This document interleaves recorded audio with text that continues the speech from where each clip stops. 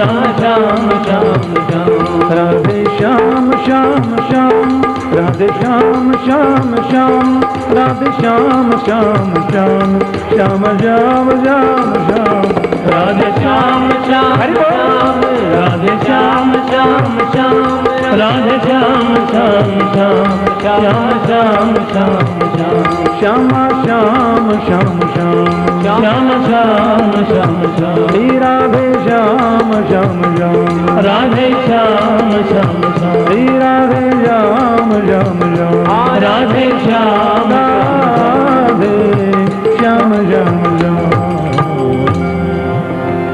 ऐसा मधुराधिपति है गोविंद, सब कुछ मधुर। क्या मुस्कुराना, क्या देखना, क्या उनकी लीलाएं, क्या उसकी चितवन। कन्हैया को देखते देखते रास्ता कट गया, वृंदावन आ गए। वृंदावन क्या है? वृंद कहते हैं भक्त वृंदों को। वृंदान भक्त वृंदान अवति रक्षती ति वृंदाव श्री कृष्ण। वृंदाव माने श्री कृष्ण, और श्री कृष्ण जहां नित्य निवास करें वही वृंदावन है। बोलो जय श्री कृष्ण है। हा हा, ऐसे मधुराधिपति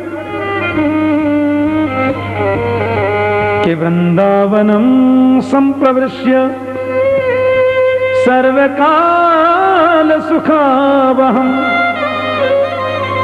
तत्र चक्रुर्व्रजावासम सकतैर् अर्धचंद्रवत्। एक बात और कहें, वृंदावन है 20 कोस का, 5 योजन विस्तीर्णम, ब्रह्मवैवर्त पुराण में लिखा है। 5 योजन का विस्तार वाला वृंदावन मेरा हृदय है। तो गोवर्धन नाथ वृंदावन में ही आते हैं। नंदगांव, बरसाना, गोवर्धन, ये तीनों वृंदावन की सीमा में ही हैं, ऐसा लिखा है कि वृंदावनम गोवर्धनम यमुना पुलिनानि च वीक्षासीदुत्तमा प्रीति राम माधवयोन्नप। सुखदेव स्वामी कहते हैं अब वृंदावन में आ गए तो मकान तो वृंदावन में पहले थे नहीं। तुलसी का बगीचा, एक से सकटैर अर्धचंद्रवत, सब लोगों ने अपने सकट माने बैलगाड़ियों को अर्धचंद्राकार सजा लिया और उसी में रहने लगे। अब जब देखो अर्धचंद्राकार जब सजाया तो वृंदावन तो हो गई कृष्ण की क्रीड़ा भूमि। नंद बाबा ने वृंदावन में ही बसाया नंदगांव, और वृषभानु जी ने बसाया श्री बरसाना धाम। वृंदावन है गोविंद की रासलीला स्थली, और अपने अपने महल बनाए नंदगांव और बरसाने में। वृंदावन तो बहुत पावन भूमि है, गोविंद का हृदय है, प्रभु कहते हैं। अब यहाँ आते कन्हैया मचल गए, मैया हम तो गैया चरावे जाएंगे। अब तू छोटो है, गोपालन की अनुमति तो ना मिल सके, ज्यादा के तो बछड़ा चरावे जा सके। तो गोविंद बछड़ा चराने गए, और पहले ही दिन एक राक्षस मिल गया, वत्सासुर। कंस ने वहां भी भेज दिया। प्रभु ने वत्सासुर का कल्याण किया और मन से मानसी गंगा प्रकट कर दी। बोलिए मानसी गंगा महारानी की जय। दूसरे दिन फिर गए बछड़े चराने, एक और बेटा बगुला। बगुला जमुना जी में एक पैर से खड़ा है। ब्रजवासी बोले देखियो लाला, ये कितना सुंदर बगुला है, बड़ो भगत मालूम होए। कृष्ण बोले भगत भगत कछु ना, या की नजर मछली पे, अति भक्ति चोरेर लखन। बोलो जय श्री कृष्ण। अब बलराम जी जाते हैं गऊ चराने, कृष्ण जाते बछड़े चराने। बंटवारा हो गया, लाला 4 वर्ष के हो गए। एक अघासुर नाम का विशाल राक्षस आया, बड़ी सुंदर लीला है। और अघासुर ने अपना पूरा मुंह खोला, जीभ लगा दी जमीन में, तलुआ लगा दिया आकाश में, श्वास रोक कर पड़ा है, महाराज कंस का काल यही कृष्ण है, ये लोग मेरे मुंह में आ जाएंगे, मेरा नाश्ता हो जाएगा, कंस का शत्रु मर जाएगा। अघासुर के विशाल मुंह को दूर से कृष्ण मित्रों ने देखा, ब्रजभाषा में आपस में बात कर रहे हैं। सुखदेव स्वामी कहते हैं, दृष्ट्वा तम तादृशम सर्वे मत्वा वृंदावन श्रियम। एक सखा बोलो लाला जी कहाँ है देखियो भैया, एक बोलो तू ना जाने ये तो वृंदावन की कोई बहुत बड़ी गुफा है भैया। हाँ, पहली बार आए हैं, वृंदावन की स्थिति से परिचित उतने नहीं थे। एक सखा बोलो यदि ये गुफा है तो मैंने तो दादी जी से कथा में सुनी है कि गुफा में तो संत लोग रहे, होगी सो देखी जाएगी, चलो संतन के दर्शन कर आवे। अघासुर के मुंह को गुफा समझ के भीतर घुस गए। जिस मंडली के प्रेसिडेंट 4 वर्ष के हैं, उसके सदस्यों की कितनी उम्र होगी आप हिसाब लगा लो। कि बड़े वाले तो बलराम के संग जाते हैं, ये छोटे सखाओं की मंडली है। पहले बछड़े भीतर घुसा दिए, फिर स्वयं घुस गए, और जैसे ही विशाल अघासुर के मुंह में गए तो उसकी जीभ पर पैर रखा। एक सखा बोले क्यों भैया, गुफा तो बहुत बढ़िया है, पर जा में गुदगुदो कहा है। एक बोले तू ना जाने, बढ़िया गुफा हो, बा में ऐसे ही गद्दा बिछे रहे। छोटे बालक है ना, एक शंका करता है, दूसरा समाधान कर देता है। कन्हैया पीछे खड़े इशारा कर रहे हैं, नहीं नहीं नहीं नहीं अंदर मत जाओ, लेकिन कौन सुने, सब घुस गए और भीतर गए। अघासुर का मुंह देखा, भैया गुफा तो बहुत अच्छी है, पर जी लाल रंग की क्यों है। दूसरा बोलो तू ना जाने, बढ़िया गुफा तो लाल ही रंग की होयो करें। अच्छा बोले हाँ, और भीतर गए। अब अघासुर के भीतर होते हैं अजगर के दांत, ये तो मायावी था ना। अब उसके ऊपर और नीचे के दांत दिखे लंबे लंबे। एक बोलो जी देखियो भैया, जी कहाँ है। दूसरा बोलो तू ना जाने, संत लोग या गुफा में भीतर बैठे और संतन को नियम है कि जो भी हमसे मिलने आओ अपने सामान को बाहर खुंटी पर टांग के आओ। तो सबने उस पर सामान टांग दिया, किसी ने पटका टांग दिया, किसी ने कुछ। बच्चे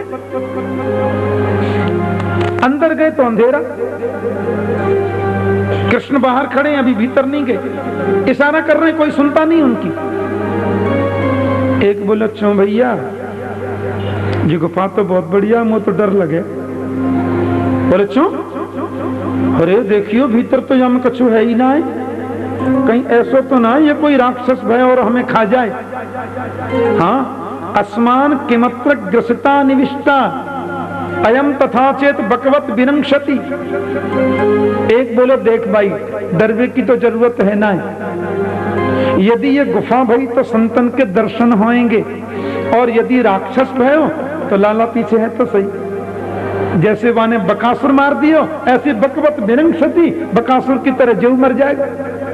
और संत भय तो दर्शन है जाएंगे। देखो छोटे बच्चों में भी विश्वास कितना है। अंदर घुस गए, और अंदर जो जो उसके पेट में जाते जहां सर्वे मृतप्राय राम नाम सत्य, सब मूर्छित हो गए। बछड़े क्या, बच्चे क्या, लेकिन कन्हैया बाहर खड़े। अघासुर ने मुंह बंद नहीं किया, वो सोचना जिसको मारने आया था वो तो बाहर खड़ा है। अघ कहते हैं पाप को, अघ माने पाप, और पाप का जो मूर्तिमान रूप है वही अघासुर है। गोविंद कहते हैं मेरे सखा, मेरे मित्र यदि पाप में प्रवेश कर जाए, मेरा भक्त यदि पाप में चला जाए, तो चाहे मुझे पाप में ही जाना पड़े, मैं भक्तों को पाप में रहने नहीं देता। इसलिए प्रभु बाहर निकाल के ले आए। ये प्रभु का स्वभाव। अंदर गए और उसके गले में जाके बैठ के शरीर को फुलाया। अघासुर का एकदम श्वास रुक गया, माथा फट गया, मर गया। अमृत वर्षिणी मुरली से सबको जीवित कर दिया।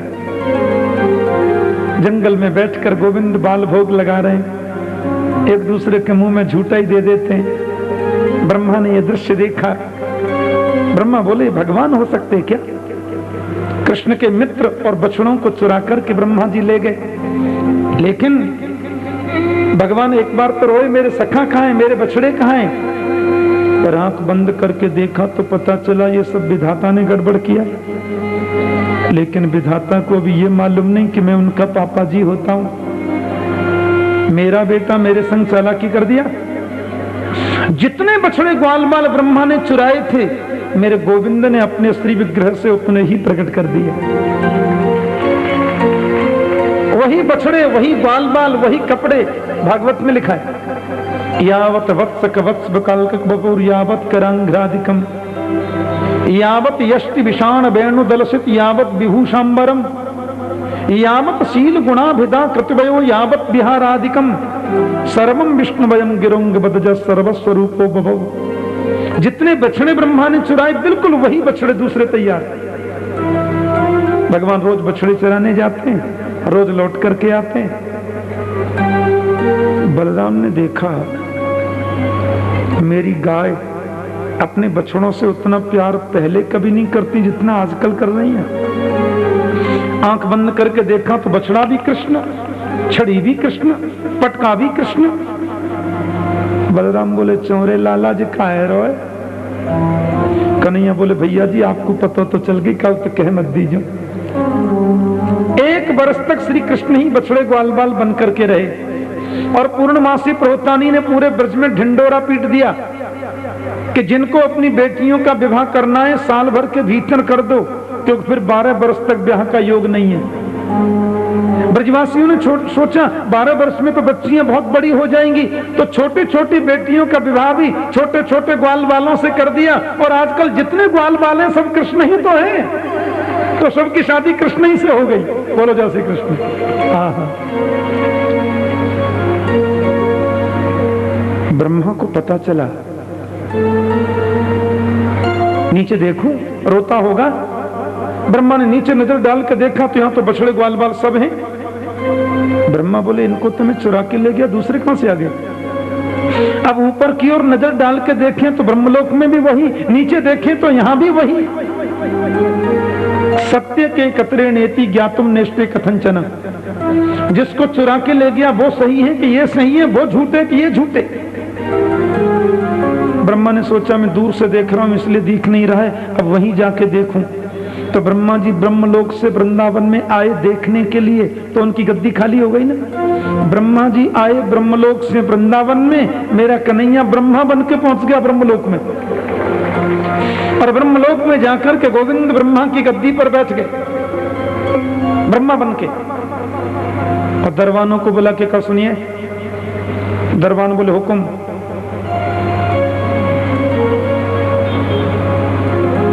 बोले, आजकल बहरूपिये बहुत डोल रहे हैं, मेरे जैसा कोई दूसरा ब्रह्मा आवे तो धक्के देके बाहर कर देना। बोले, महाराज या तो कोई आ नहीं सकता और आ गया तो उसकी खैर नहीं है। ब्रह्मा जी गए, बोले तो वही ग्वाल बाल बछड़े जिनको मैं चुरा के ले गया था, यहाँ कहां से आ गए? अब वहां चल के देखूं। और जैसे ही वो वहां ब्रह्मलोक में प्रवेश करने लगे तो ब्रह्मा के दरबानों ने कहा, क्या बात है, बाहर चलो। कहां से आए? चले बात। ब्रह्मा बोले, पागल हो रहे हो क्या? धतूरा पी लिया है? मेरे ही दरबान, मेरे ही सैनिक और मुझे अंदर जाने से रोकते हो? फिर बाहर चलो। बहुत डोलते हैं तुम्हारे जैसे बहरूपिया। बहरूपिया? मैं विधाता हूं, यानी कि ब्रह्मा। एक ब्रह्मांड का एक ही ब्रह्मा होता है। दरबान बोले, तो यही तो हम कह रहे हैं, जब एक ही ब्रह्मा होता तो तुम दूसरे कहां से आ गए? महाराज श्री भीतर बैठे हैं, राजी से नहीं जाओगे, धक्के देके भगाना हमको आता, बहुत बहरूपिया देखे हमने। ब्रह्मा बोले, अच्छे बछड़े चुराए, मेरी तो गद्दी भी गई। ब्रह्मा ने कहा, भाई मैं, यानी कि मैं तुम्हारा मालिक ब्रह्मा हूं। अच्छा बाहर चलो। ब्रह्मा ने आंख बंद करके देखा तो गद्दी पर तो मुरली वाला बैठा है। ब्रह्मा बोले, सुनो, मैं समझ गया, वही ब्रह्मा जी हैं जो भीतर बैठे। एक बार मुझे मिल तो लेने दो, दर्शन तो कर लेने दो। खड़े रहो, पूछ के आते हैं। महाराज, वो बहरूपिया आया है, आपके दर्शन की इच्छा रखता है, क्या कह दे? प्रभु ने कहा, आने दो। ब्रह्मा जी भीतर गए तो गद्दी खाली, कोई नहीं था। ब्रह्मा को लगा मैंने बहुत बड़ी गलती कर दी, मेरे गोविंद के सखाओं को, बचनों को मैंने चुराया। ब्रह्मा जी आए दौड़े दौड़े वृंदावन, सबको लेकर के आए। 1 वर्ष बीत गया और आकर के गोविंद के चरणों में गिर पड़े। नौमिद्यते भ्रवपुषे तडिदंबराय, नौमिद्यते भ्रवपुषे तडिदंबराय, गुंजावतम सपरिपीच्छन सन्मुखाय, वन्यस्रजे कबलवेत्र विशान वेणु, लक्ष्मणस्त्रिये मृदुपदे पशुपांगजाय। बहुत सुंदर स्तुति की है ब्रह्मा ने, बड़ी अद्भुत स्तुति है।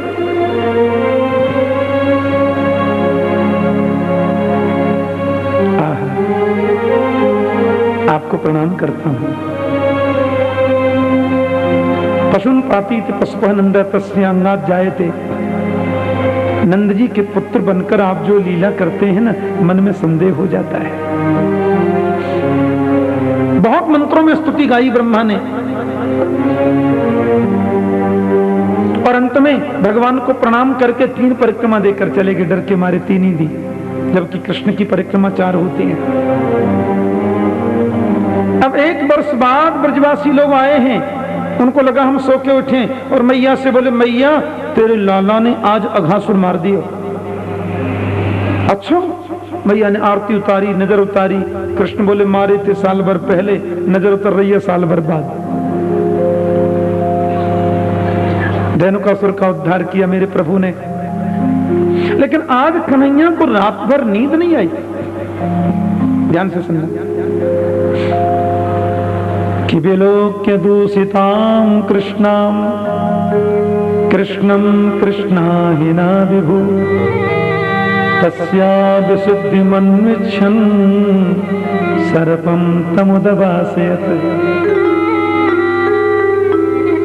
आज कन्हैया एकांत में बैठ के सोच रहे हैं, मेरे प्रभु कितना स्मरण करते हैं भक्तों का। 5 वर्ष की उम्र है, मैं कृष्ण बनकर क्यों आया? अपने प्रेमियों के संकट को दूर करने के लिए। लेकिन मेरे आने के बाद भी ब्रजवासियों का संकट दूर नहीं हुआ, क्योंकि यमुना जी के जल में एक नाग रहता है, काली नाग। ऊपर से उड़ के जाने वाला पक्षी यदि काली देह के ऊपर से निकले तो नीचे गिर जाए और मर जाए। किसी ब्रजवासी की गौ माता गलती से काली देह का पानी पी ले तो मर जाए। ब्रजवासी रोज आकर के मैया से बोलते, मैया आज मेरी गाय ने गलती से पानी पी लिया और मर गई। मैया आज हजारों पक्षी ऊपर उड़ते जा रहे, काली देह के ऊपर जाते नीचे गिर गए, मर गए। माता की गोद में बैठा नन्हा सा गोविंद बोलता है, काली नाग में एक दिन जरूर निकालूंगा। पर बहुत छोटे थे, क्या करते? वो ये भी तो प्रदर्शित नहीं होने देना चाहते कि मैं भगवान हूं। आज कन्हैया ब्रजवासियों से बोले, भैया गैया चराने की छुट्टी, आज गेंद खेलने जाएंगे। अब कृष्ण गौ भी चराते हैं। बलराम जी बोले, हम भी चल रहे हैं। कन्हैया ने सोचा, बलराम को लेकर यदि जाऊंगा तो बलराम जी हैं शेषनाग और आज मारना है काली नाग। शेषनाग के सामने काली नाग को मारूंगा, ये अपनी बिरादरी का पक्ष जरूर लेंगे। बोले, भैया जी आप हमारे संग खेलवे चलो ना तो हमें शर्म लगे। बलराम बोले, ठीक है जाओ, ज्यादा दूर मत जाइयो बेटा। हाँ, और देखो कन्हैया तू बहुत उधम मचावे। कृष्ण बोले, नाए जाएंगे। बाहर जब गए ब्रजवासी बोले, कहां चले गो? बोले, काली देह पे। एक ब्रजवासी बोले, सुनो, मेरी माता जी ने 108 एकादशी के व्रत किए, तब हमारो प्राकट्य भयो या संसार में। अपनी माता के इकलौते पुत्र हैं, हमें मरना थोड़ा ही है, हम ना जा रहे। एक बोलो कितनी गैया दान करी हमारी माँ ने, तब हम प्रकट भये या दुनिया में, काली देह पे जाके मरना थोड़ा ही है।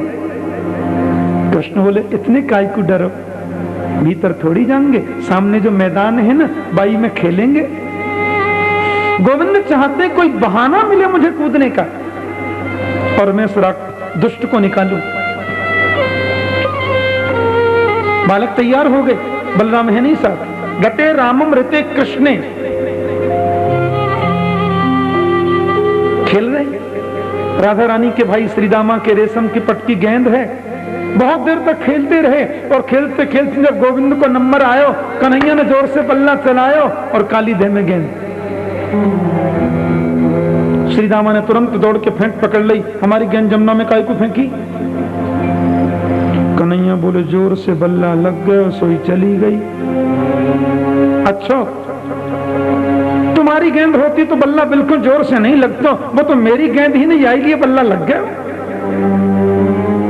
लाला खेलत में को काको गुसैया, हम अपनी वाई गेंद को लेंगे। गोविंद तो चाहते हैं ऐसा माहौल बने।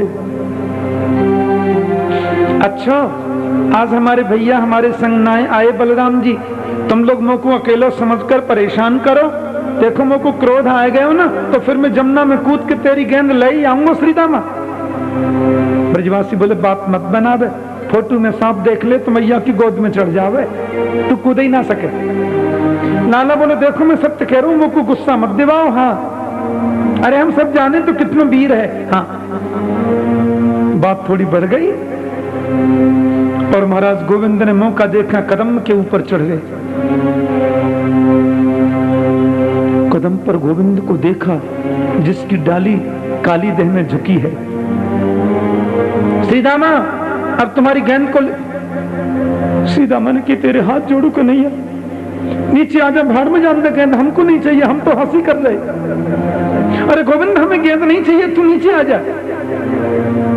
कन्हैया बोले अब तो लेके ही आऊंगा। और मेरे गोपाल ने जोर से छलांग लगाई और काली देह में धड़ाम से कूद गए। भगवान सुखदेव जी कहते हैं परीक्षित, जैसे ही कृष्ण ने काली देह में एक छलांग लगाई, महल में बैठी मां यशोदा के हृदय में धक से आवाज हुई। मैया बोली मेरा लाला कहाँ है, मेरा कन्हैया कहाँ है। 50,000 किलोमीटर की दूरी पर भी कोई प्रेमी हो, यदि सच्चा प्रेम है आपका उसके प्रति और उसके जीवन में कोई संकट आवे, ईमेल करने की जरूरत नहीं है, फोन की जरूरत नहीं है, प्रेम तुरंत आपको सूचना देगा, एक क्षण भी नहीं लगेगी। मैया बोली मेरे कन्हैया कहाँ है। तुरंत महल से निकली, काम में मन नहीं लगता। बाहर आई, गोपी से पूछी मेरो लाला देखे का। भैया हमने तो ना देखे लाला। 2-4 और गोपी मिली, अरे तुमने कन्हैया देखे का। ना देखा मैया। क्रांति तो तब हुई जब बलराम जी मिल गए। बेटा लाला कहाँ है। बलराम जी बोले वो तो खेल में गए और तू वहां के संग क्यों नहीं गए। बलराम जी बोले मैंने तो कहीं पर मुझसे मना कर दी नहीं। माँ यशोदा धड़ाम से यमुना में गिर पड़ी, जमीन पर गिर पड़ी और बोली बलराम यदि तू लाला के संग नहीं गया तो कन्हैया जरूर काली देह पे गए होगा। क्योंकि ब्रजवासी जब अपने संकट मुख को सुनावे तो कृष्ण रोज के हो मैया तो देख लियो एक दिन काली नाग को मैं निकालूंगा। बाल वृद्ध वनिता सर्वेंग वसुवृत्तयः निर्जग्मु गोकुलादीना कृष्ण दर्शन लालसा। बच्चे बूढ़े जवान पशु पक्षी जीव जंतु दौड़ पड़े, यमुना के किनारे सब दौड़े दौड़े आए। नंद बाबा भी हैं, यशोदा भी हैं, वहां मूर्छित पड़े हैं कृष्ण मित्र। अरे लाला कहाँ है। बोलो तो जमुना में कूद गो मैया, हमने बहुत मना करी नहीं माने। लाला काली देह में कूद गए। 101 फण वाला नाग जिसमें रहता है, अकेला नहीं पूरा परिवार रहता, उसकी हजारों पत्नियां, हजारों उसके सैनिक। और यमुना जी का जल काफी मात्रा में एक जगह रुका हुआ है। रुके हुए पानी को ह्रद बोलते हैं, ब्रजभाषा में दह बोलते हैं। काली ह्रद को ही काली दह कहा जाता है। हाथी दुबान पानी, दूर दूर तक कहीं कृष्ण दिखाई नहीं देता है।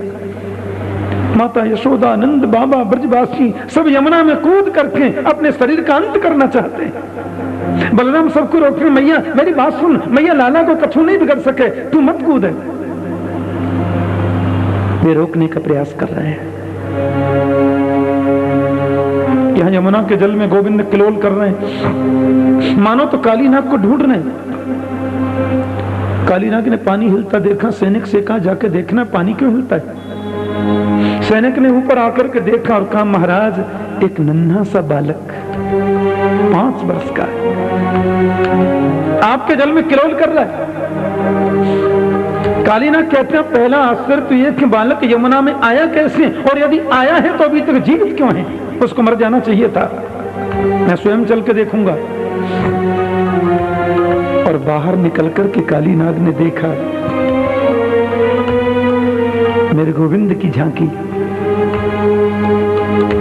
कन्हैया जैसा तो कौन हो सकता है, एक बार इनकी झांकी को कोई देख ले। 24 अवतारों में यह सर्वोत्तम अवतार है जिसको राक्षस भी देखकर मोहित हो जाते हैं, जिसको सांप भी देखकर मोहित होता है। लखी जिन लाल की मुस्कान, ताहि विसरी वेद विधि, जप योग संयम ध्यान। नेम व्रत आचार पूजा, पाठ गीता ज्ञान। रसिक भगवत द्रग दई, अस खेच के मुख म्यान। एक बार गोविंद की मुस्कुराहट कोई देख ले, वो दुनिया के काम का नहीं रहता। कालीनाग देखते ही रहा, फिर संभला, बोले नहीं ऐसे बच्चों को देखकर, सुंदरता देखकर मोहित हो जाऊंगा तो लोगों को मन में जो मेरे प्रति खौफ है मिट जाएगा। उछलकर उसने कृष्ण को पकड़ लिया, पूरे शरीर को कन्हैया के शरीर में लपेट लगा दी। कन्हैया बोले जाने तो मैं ऐसे ही बांध लिया जैसे मैया ने उखल में बांधे। और गोविंद ने अपने शरीर को फुलाया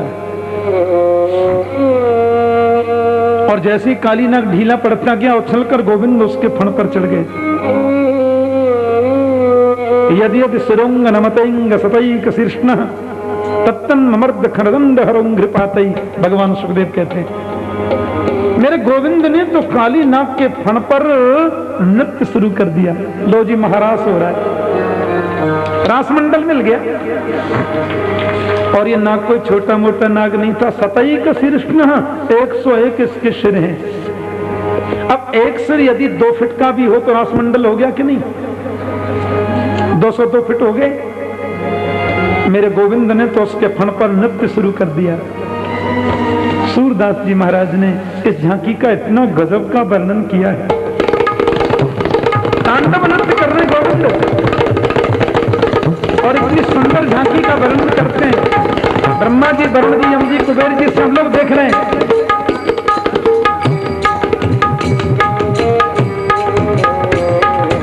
तांडव गति मुंडन पर, तांडव गति मुंडन पर, तांडव गति मुंडन पर, तांडव गति मुंडन पर। मेरा तक बनधारी, तांडव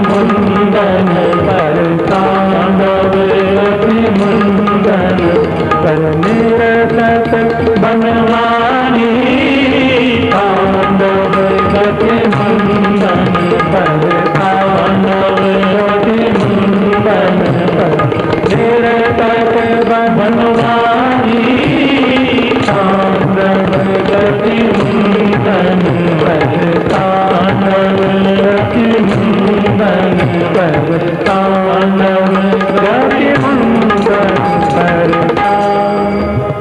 ऐसा विचित्र नृत्य मेरे प्रभु ने किया। कालीनाथ की पत्नियों ने गोविंद की बड़ी सुंदर स्तुति गाई, बहुत सुंदर स्तवन किया। न्यायो हि दंडः कृतिकिल विशेषमिन् स्तवावतार खल निग्रहाय रिपोसुतारामपि तुल्य दृष्णे दत्से समं फलमेवानुशंसम्। बहुत बड़ी कृपा की आपने, पति के फण पर चरण को रख दिया। अब ज्यादा नृत्य मत करिए, नहीं तो मर जाएंगे। कन्हैया बोले, इतनी देर से हम नाच रहे हैं आपके पति के फण पे माता जी, और ये जरा भी देख लो झुकते नहीं है। नाग पत्नियों ने कहा झुक जाओ ना। कालीनाग कहता झुकूंगा तो सही, पहले दो दो बात करनी है।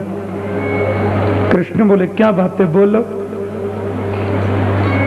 कालीनाग कहते हैं ये बताइए सारी दुनिया को किसने बनाया। ध्यान से सुनना।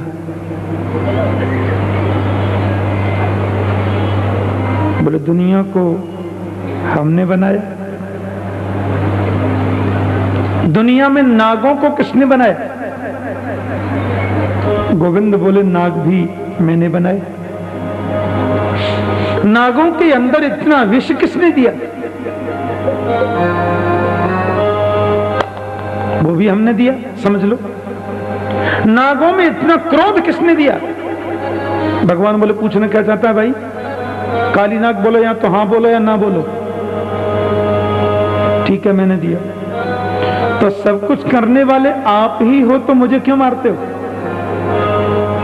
भवान ही कारणं तत्र सर्वज्ञो जगदीश्वर अनुग्रहं निग्रहं वा मन्यसे तद्विदेहिन। सब कुछ करने वाले आप हैं तो मुझे क्यों मारते हो। भगवान ने कहा मैंने तुमको मारा नहीं है, जरा सा दंड दिया है।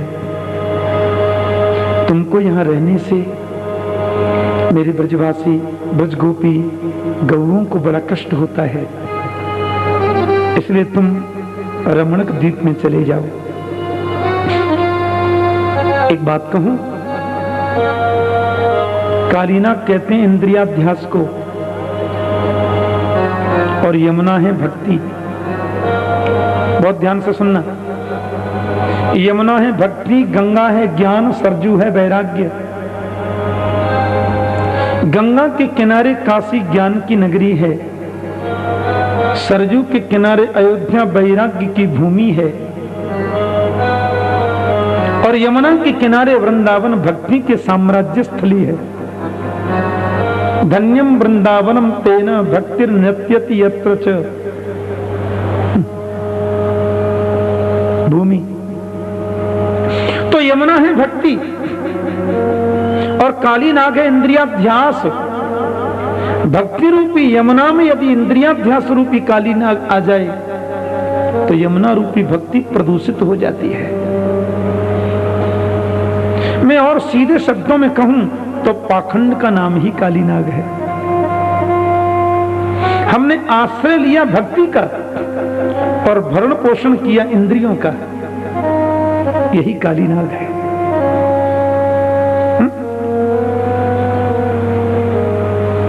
प्रभु ऐसे पाखंड रूपी कालीनाग को मारते नहीं है, पर ये कहते भक्ति से बाहर चला जा, मेरी भक्ति को गंदा मत करे।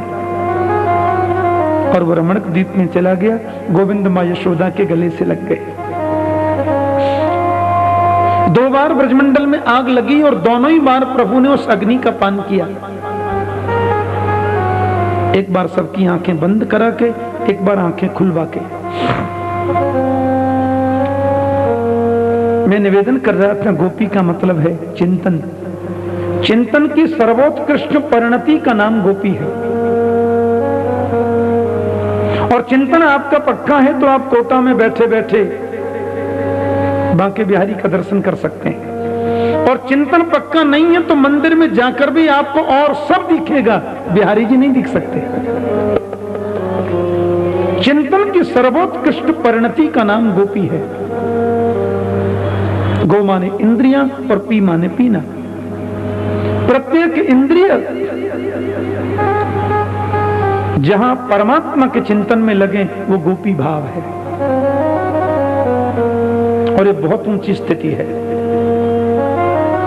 लैला मजनू का हम सिनेमा देखें, हीर राजा का उपन्यास पढ़ें तो गोपी तत्व भेजा में घुस ही नहीं सकता। बोलो जय श्री कृष्ण।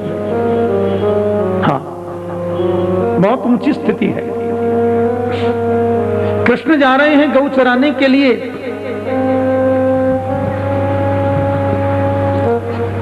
रक्षण्वतां फलमिदं न परम विदाम।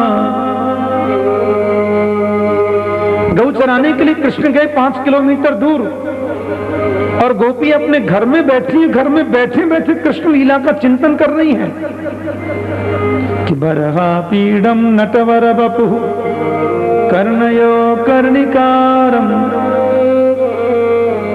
विप्रदवाश कनक कपिशम वैजयंतीं च माला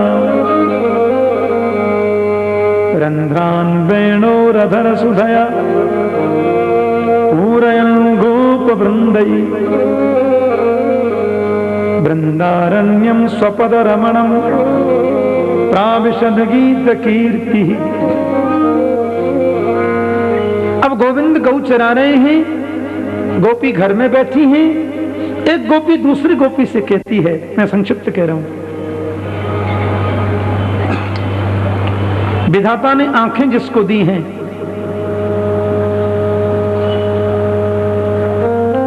उसको देखने योग्य सर्वोत्तम वस्तु यदि कोई है, भक्तम ब्रजे सस्तयो रन वेणु जुष्टम, कृष्ण बलराम का मुखारविंद है। एक गोपी ने कहा हमसे ज्यादा भाग्यवान तो वृंदावन के हिरण हैं। गोपाल जब गौ चराने जाते हैं तो हिरण कैसे आकर उनको घेर कर खड़े हो जाते हैं। अरे हमसे ज्यादा भाग्यवान तो एक गाय हैं। गोविंद की मुरली को सुनकर के गाय घास चरना भूल जाती हैं और कान खड़े करके मुरली को सुनती हैं। और गोपाल की मुरली के निनाद को सुनकर के, मुरली के निनाद को सुनकर के यमुना जी के जल में बाढ़ आ जाती है। यमुना जल में बाढ़ आती है। एक तरफ तो गायों के स्तनों से दूध की धार बहती है, दूसरी तरफ यमुना जी के जल में बाढ़ आ जाती है। और दूर से देखने पर लगता है यमुना है नील वर्ण और दुग्ध है श्वेत वर्ण। तो ऐसा लगता है मानो 2 धाराएं एक साथ बह रही हैं क्या। गायों के बछड़े जब मुरली को सुनते हैं दौड़कर पूंछ उठा करके आते हैं और गोविंद की मुरली को सुनते सुनते जब देखें कि मुरली बंद हो गई तो मानो वो मुंह से ये कहना चाहते हो, क्यों बंद कर दी, बजाओ ना केशव। यमुना जी के जल में बाढ़ आती है कृष्ण के स्वरूप का आलिंगन करने के लिए। कृष्ण के चरणों का आलिंगन करने के लिए यमुना जी में बाढ़ आती है। तो यमुना के किनारे खड़े हुए वृक्ष सोचते हैं जरूर हमारे पैर होते तो हम चलकर चले जाते, अपने फूलों को गोविंद के चरणों में चढ़ाते। हमारे पंख होते तो हम उड़कर चले जाते कि गोविंद वहां दूर मुरली बजा रहे हैं, उनके चरणों में फूल चढ़ा देते। लेकिन वृक्षों ने देखा कि जब मुरली बजी तो यमुना के जल में बाढ़ आई कृष्ण के चरण का आलिंगन करने के लिए। और जैसे ही यमुना का जल कृष्ण चरणों को छूने के लिए दौड़ा, वृक्षों ने अपने आप को जोर से हिला दिया। तो वृक्ष के फूल यमुना के जल में गिर गए और जल के माध्यम से फूल गोविंद के चरणों तक पहुंच गए।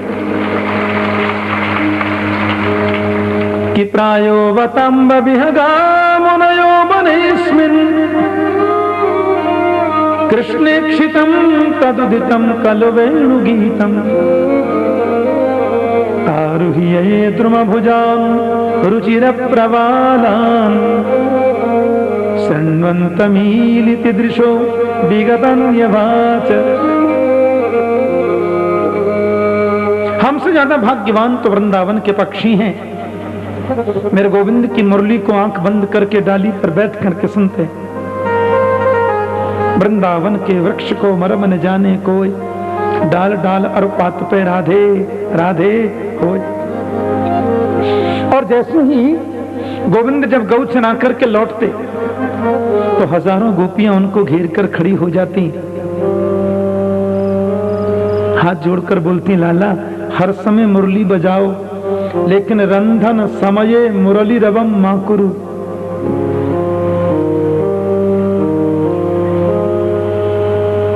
कि मुरहर रंधन समये मां कुरु मुरली रवम मधुरम, नीर समेधो रसताम कृष्णानुरप्येति कृषितरिताम। लाला हर समय मुरली तुम बजाओ, पर जिस समय हम घर में भोजन बनाए वास में तुम वन में मुरली मत बजाओ। कन्हैया बोले, हमको क्या पता तुम भोजन कब बना रही हो, और भोजन बनाते समय मुरली सुनोगी ना गोपी तो खट्टो भी मीठो है जाएगा। गोपियां बोलती, खट्टो मीठो तो कुआं भाड़ में गए, भोजन बन ही ना पावे, क्योंकि तुम्हारी मुरली को सुनकर के चूल्हे में जलने वाली लकड़ियां में से पानी टपकना शुरू हो जाए, अग्नि बुझ जाती, भोजन बनता नहीं, सासू जी की डांट खानी पड़ती। यानी जड़ जो लकड़ी है वो चेतन बन जाती है, और चेतन ने जो गाय हैं वो मुरली सुनकर चेतन जड़ हो जाती है। मेरे गोविंद का नियम है कि किशोरी जी का दर्शन तो करने रोज जाते ही हैं। एक बात कहूं, हमारे ब्रज में कहते हैं, हम श्री राधे जू के बल अभिमानी, टेढ़े रहे मोहन रसिया से बोलत अटपटी बानी। ब्रज की उपासना में खाली कृष्ण नाम गाओगे ना तो कृष्ण को ढूंढने तुमको जाना होगा, और राधा नाम गाओगे तो कृष्ण तुमको ढूंढता तुम्हारे पास आ जाएगा। बोलो जय श्री कृष्ण।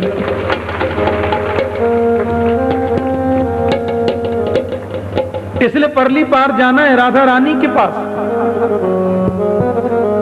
किनैया ले चल परली पार, किनैया ले चल परली पार, समरिया ले चल परली पार, समरिया ले चल परली पार। जहाँ विराजे राधा रानी, जहाँ विराजे राधा रानी, जहाँ विराजे राधा रानी, जहाँ विराजे राधा रानी। अलबेली सरकार समरिया ले चल परली पार, समरिया ले चल परली पार। नैया ले चल परली पार, नैया ले चल परली पार। जहाँ विराजे राधा रानी, जहाँ विराजे राधा रानी, जहाँ विराजे राधा रानी, जहाँ विराजे राधा रानी। अलबेली सरकार समरिया ले चल परली जय समरिया ले चल परली पार।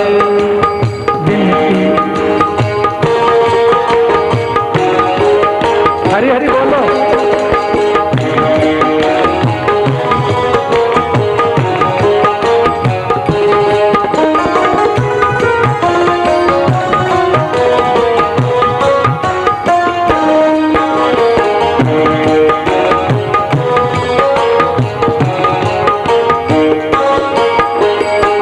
बिनती मेरी मान सनेही, बिनती मेरी मान सनेही। तन मन है कुर्बान सनेही, तन मन है कुर्बान सनेही। कब से आस लिए बैठी हूँ, कब से आस लिए बैठी हूँ।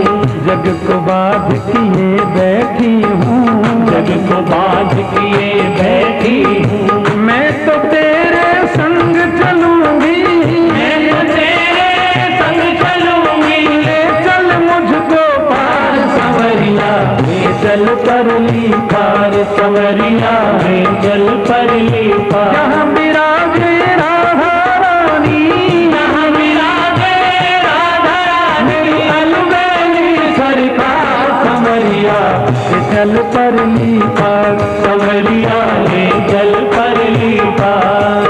क्योंकि गुण अवगुण सब तेरे अर्पण, गुण अवगुण सब तेरे अर्पण। पाप पुण्य सब तेरे अर्पण। पाप पुण्य सब